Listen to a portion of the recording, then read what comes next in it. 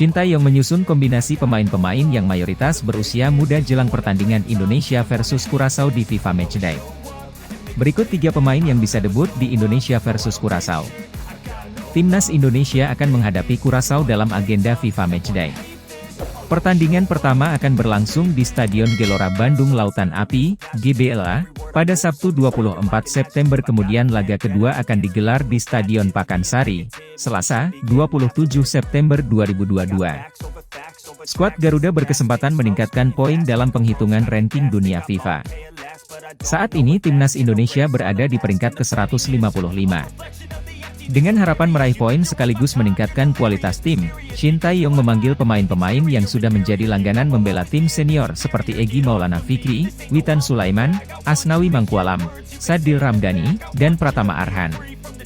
Pelatih 51 tahun itu juga masih mempercayakan Fahrudin Wahyudi Arianto sebagai pemain senior sebagai teladan bagi anak asuhnya di lapangan dan di ruang ganti. Meski begitu Shin Tae-yong juga menyediakan ruang bagi wajah-wajah anyar.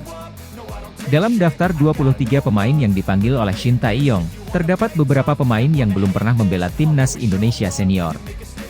Pelatih asal Korea Selatan itu ingin memberi kesempatan bagi pemain untuk menambah pengalaman. Berikut 3 pemain yang bisa debut di Indonesia versus Curaçao. 1. Muhammad Ferrari. Muhammad Ferrari merupakan salah satu andalan timnas Indonesia U19 dalam beberapa kompetisi terakhir. Bek 19 tahun itu bahkan dipercaya sebagai kapten. Ferrari mencatat debut bersama timnas Indonesia U19 di ajang Toulon Cup 2022. Ia kemudian memimpin rekan-rekannya di ajang Piala AFF U19 2022. Meski berposisi bek tengah, Ferrari tak segan-segan melakukan overlap untuk memperbesar kemungkinan mencetak angka. Kemampuan itu terbukti menghasilkan gol penentu kemenangan skuad Garuda Nusantara. Pemain Persija Jakarta itu mencetak 2 gol dalam kemenangan 5-1 Indonesia atas Myanmar di Piala AFF U19 2022. Ia kembali menunjukkan kualitasnya sebagai pemain top di kualifikasi Piala Asia U20 saat mencetak gol dalam kemenangan 3-2 kontra Vietnam. Itu membuat Ferrari mendapat satu tempat di skuad timnas senior. Terdapat kemungkinan dirinya akan diduetkan dengan Fahrudin sebagai penjaga benteng pertahanan. 2. Dendi Sulistiawan.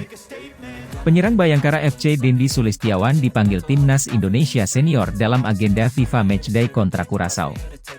Ini akan menjadi momen besar bagi pemain 25 tahun tersebut. Anggota Polri itu selalu tampil pada 10 pertandingan Bayangkara FC di Liga 1 2022-2023. Ia menyumbang 2 gol dan 2 assist meski hanya 2 kali berlaga sebagai starter. Dendi merupakan salah satu pilar andalan The Guardian sejak bergabung pada 2017 lalu. Ia juga berkontribusi bagi Bayangkara FC dalam menjuarai Liga 1 2017. Dendi dibutuhkan timnas Indonesia karena mantan pemain Persela Lamongan itu bisa dipasang sebagai winger kiri dan winger kanan. Ia juga bisa dipasang sebagai penyerang jika Shin Tae-yong butuh strategi false nine. Keputusan Shin Tae-yong memanggil Dendi akan memperkaya dinamika permainan skuad Garuda.